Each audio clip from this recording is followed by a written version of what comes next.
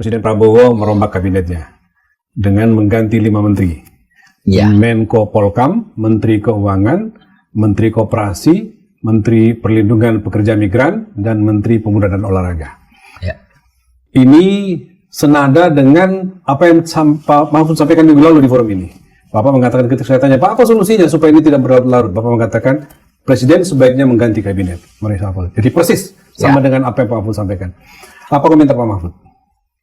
Alhamdulillah, kalau saya boleh memberi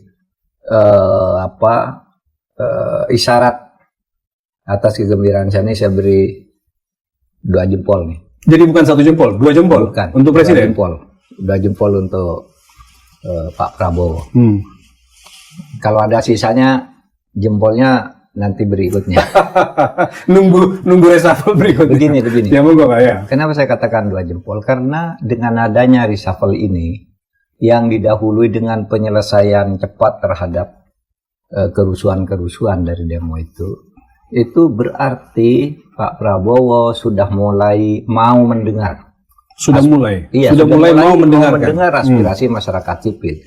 Kita tahu sampai kemarin, podcast kemarin saya katakan masalah kita tuh apa? Karena Pak Prabowo itu tidak mau mendengar. Atau tidak sampai pesannya ke dia? Iya, tidak mendengar dan tidak pernah merespons aspirasi masyarakat. Sampai 10 bulan kan orang bertubi-tubi nggak direspon.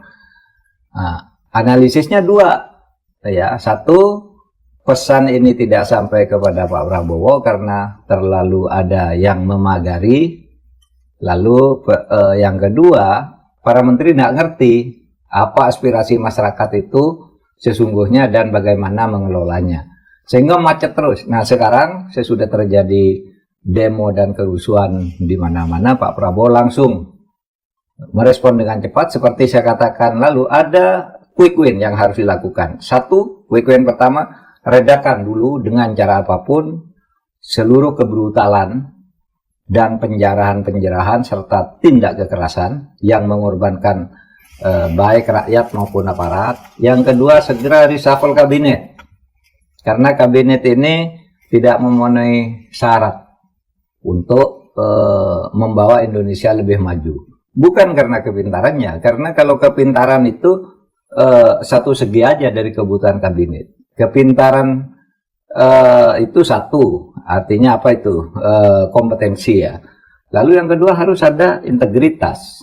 Lalu yang ketiga harus ada track record. Itu syarat. Kadang-kadang orang pintar sekali, tapi nggak punya ini integritas, tidak ngerti tugas juga sering ada, asal diletakkan di suatu tempat sebagai bagian dari political trade-off. Nah, sekarang Pak Prabowo sudah melakukan itu. Menurut saya bagus. Syarat-syarat yang disampaikan tadi itu artinya itu yang menjadi kira-kira alasan Pak Prabowo mengganti 5 menteri itu? Iya, kalau saya melihat memang tidak semua 5 menteri tidak semua, ini karena tidak. Ada pertimbangan-pertimbangan tertentu? Ada pertimbangan tertentu. Seperti Sri Mulyani misalnya, saya kira integritasnya oke. Tidak ada yang mempermasalahkan soal itu? Kompetensinya oke, track recordnya oke, gitu. Tapi dia diganti. Ya enggak apa-apa, itu wewenang Pak Prabowo, bisa mencetak kader baru selain Bu Sri Mulyani kan. Artinya Bu Sri Mulyani sudah sangat lama, sekarang harus disiapkan kader-kader baru. Atau seperti yang kita dengarkan beberapa kali Bu Ani sudah minta mundur katanya gitu. Gosip-gosip yang kita dengarkan.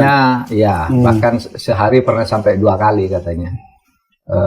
Menyampaikan itu, tapi jawabannya baru sekarang. Tidak apa-apa, itu wewenang presiden sebenarnya. Kita tidak berhak lah untuk mencampuri. Yang penting presiden mendengar dulu. Itu sebagai quick win. Gitu. Bagaimana dengan Pak BG? Pak Mahfud kaget nggak tiba-tiba Menko Polkam diganti?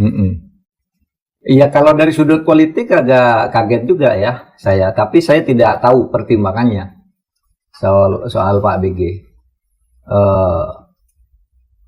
Memang itu yang paling mengagetkan pertama kan dari reshuffle ini ketika nama Pak BG muncul diganti. Orang tadi mengkaitkan tiba-tiba dengan dengan demonstrasi kemarin karena ketika demo besar-besaran orang dulu mengatakan biasanya situasi begitu tuh Menko Polhukam yang muncul kan. Nah kemarin orang menunggu Pak BG kayaknya ya dia tampil sekali bicara tapi kemudian tidak kelihatan peran sentralnya dalam menangani. Mungkin itu dugaan banyak publik orang Pak. Iya, saya tidak tahu alasannya tapi saya kira terlalu sederhana. Kalau itu. Kalau itu alasannya karena orang kan tidak harus selalu tampil juga, bisa koordinasi diam-diam. Apalagi latar belakangnya Pak BG kan intelijen kan.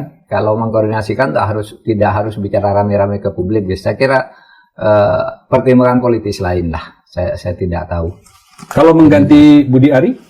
Nah, Budi Ari itu memang orang yang selalu diteriakin untuk diganti. Pertama, memang karena kapabilitasnya untuk itu memang tidak ada. Apa yang dikerjakan kan tidak jelas, memberi pertanda bahwa akan ada kemajuan gitu ya, kecuali sangat simbolik gitu. Lalu yang kedua, kasus yang ditinggalkan dia di Kominfo kan tidak bisa dilepaskan dengan dia. Bagaimanapun orang tetap akan tidak percaya kalau orang seperti ini kok bisa gitu. Masalahnya belum jelas, oleh sebab itu menurut saya harus ada langkah lain dari penegakan hukum agar yang kasus Menkominfo itu dibuka dengan seterang-terangnya gitu ya.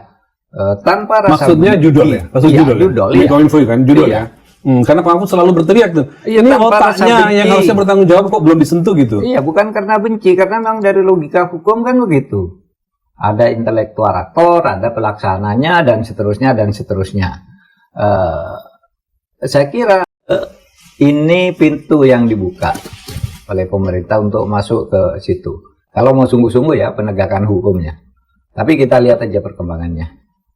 Apa yang menjadi catatan Pak Mahfud dengan perombakan kali ini? Artinya kalau pertama kan satu orang diganti karena gaduh ya, lalu tiba-tiba ini 5 orang. Bagaimana membayangkan kabinet ini ke depan bekerja dengan misalnya 5 orang baru ini atau 5 posisi baru ini ke depannya? Seperti apa ekspektasi kita pada kabinet? Menurut saya pilihan Pak Prabowo sekarang sudah tidak terlalu politis dalam arti political trade-off. Dia ingin menempatkan orang yang lebih tepat di posisinya, dan mungkin untuk kasus Sri Mulyani bagaimanapun dia bagus, saya kira memang terlalu lama untuk di satu tempat tidak bagus juga, sehingga perlu kader. Mungkin itu dalam rangka kaderisasi. Maka kalau isu itu benar, permohonan Sri Mulyani yang sudah berkali-kali, 2 kali yang terkait kasus demo ini saya dengar sudah 2 kali ngajukan, sebelum itu juga konon sudah tidak mau gitu. Nah, mungkin ini harus dipenuhi memang untuk mencari kader baru agar tidak stagnan gitu. Kaderisasi orang-orang di bidang keuangan yang seperti Sri Mulyani itu. Kalau kita lihat misalnya ya, Pak Mahfud mengatakan bahwa ini 2 jempol, sudah mengganti menteri-menterinya dan segala macam. Yang dipersoalkan publik, kira-kira publik sudah mulai punya ekspektasi yang agak besar kan, Pak. Oh, ternyata Pak Prabowo mau melakukan perubahan yang agak signifikan.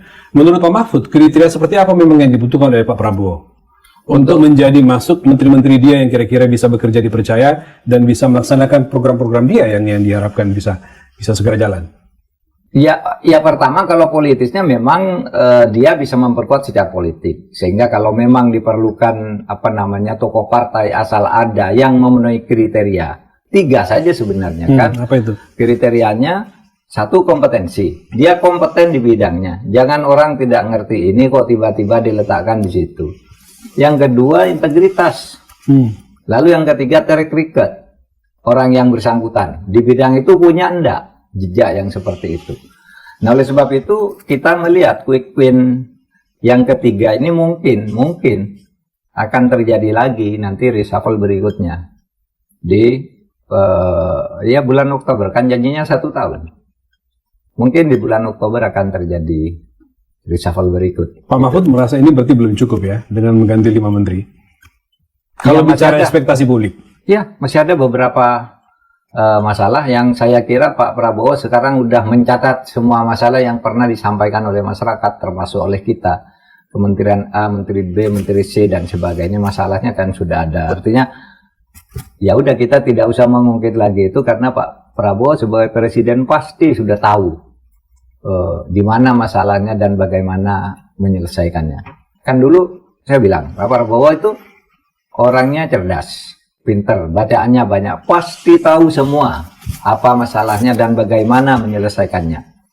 Lalu tahap-tahapannya kapan itu dilakukan dan bagaimana juga itu Pak Prabowo pasti tahu gitu. Ya gampang aja untuk bahwa Pak Prabowo tahu kalau kita baca aja buku-bukunya itu tentang paradoks Indonesia misalnya. Ini paradoks Indonesia tulisan dan pidato orang yang tahu tentang Indonesia dan tahu cara menyelesaikannya. Tapi kenapa kemarin agak terlambat? Ya karena masih menyesuaikan diri dulu kan. Saya katakan kan perlu papan catur dulu ini. Ditata dulu ya. Ditata dulu sehingga kalau muncul ini dia bisa tutup, muncul ini bisa tutup. Mudah-mudahan itu. Saya kemarin kan berkata ini bukan produk analisis tapi produk doa. Tapi ini sekarang sudah menjadi produk analisis kan udah benar. Sudah kan? benar. Dan akhirnya kira-kira kita mengatakan oh teori papan caturnya Pak Mahfud ditata dulu kemudian pelan-pelan ini dicopot, political trap-nya pelan-pelan. Itu artinya gini Pak, bisa nggak orang mengatakan bahwa juga ini sebenarnya udah mulai menjauh dari political trap dengan Pak Jokowi? Misalnya ada beberapa orang yang dekat dengan Pak Jokowi dicopot, gimana? Ada yang sangat meyakini, kalau saya baca di medsos ya, di beberapa podcast, ada yang sangat meyakini Pak Prabowo itu sudah lepas dari penyanderaan politik. Katakanlah kalau mau disebut itu Pak Jokowi ditambah dengan orang Pak Jokowi. Reshuffle sekarang yang beberapa orangnya orang dekat Pak Jokowi gitu ya. Dan mungkin memang masih ada lagi ya terserah Pak Prabowo. Kan tidak juga kita boleh mengatakan orang itu betul-betul orangnya Pak Jokowi. Ya kan? Itu kan hanya dugaan-dugaannya. Pak Prabowo pasti tahu dari prestasinya, dari cara bersikapnya terhadap pemerintahan, dari langkah-langkahnya di lapangan itu sudah bisa dilihat oh ini perlu diperbaiki. Oh ini tidak apa-apa, ini orangnya Pak Jokowi tapi bagus banget kan tidak apa-apa juga gitu. Tetapi yang penting Pak Prabowo tahu itu. Gitu, kan. Pak Mahfud ada cerita menteri yang diganti di tengah jalan, ada yang bisa selesai sampai 1 periode kepresidenan, tapi lalu misalnya tiba-tiba dia bermasalah, jadi tersangka. Bagaimana Pak Mahfud melihat itu? Proses pemilihan orang tapi kemudian selesai dan dia jadi itu gimana? Ada dua menurut saya yang menyebabkan banyaknya menteri-menteri itu melanjutkan tradisi korupsi di institusinya. Hal yang pertama karena political trade-off, tukar menukar politik. Saya dukung Anda, tapi nanti di sana kasih ke saya. Itu bisa, karena dukungan kuat kan. Ormas misalnya kuat sekali, udah nanti kementerian itu pegang atau parpol kuat sekali. Ini. Yang kedua apa? Kaget. Kok ada orang hebat, kok ada orang pintar. Ternyata tidak bisa. Karena kemudian kalau hanya memilih karena political trade-off dan kaget karena ada orang hebat di bidangnya, kalau tidak punya 3 syarat, ya mungkin kompetensi oke dia, orang yang hebat tuh, mungkin kompetensi oke. Tetapi track record-nya tidak ada di bidang itu. Kompetensinya juga meskipun tidak bidang itu. Yang kedua, kalau hanya karena dukungan politik, partainya besar perlu kursi kasih tanpa syarat itu ya, tanpa syarat track record dan kompetensi serta integritas, itu kan bisa dilacak integritas seseorang. Orang ini bersih enggak sih ininya gitu. Nah itu yang menyebabkan kadang-kala kaget karena ada orang hebat lalu diangkat begitu saja padahal udah bunyi ketika dimasukkan ke kabinet nggak bisa, nggak nyambung gitu meskipun pinter sekali. Lalu yang kedua karena political trade-off. Perjalanan 10 bulan pemerintahan Pak Prabowo saya kira sudah mencatat itu semua dan kita berharap dia memperbaiki dan masih cukup waktu bagi Pak Prabowo. Dan menurut saya dukungan justru akan semakin besar pada Pak Prabowo jika hal ini dilakukan. Perbaikan-perbaikan ke depan itu. Jangan sampai mengulang tradisi korupsi. Kalau mengganti pejabat itu kan banyak tuh menteri yang sesudah ke dalam katanya bagus, tiba-tiba korupsi. Kan banyak kasus yang begitu. Karena apa? Karena syarat untuk menjadi menteri itu tidak dipenuhi.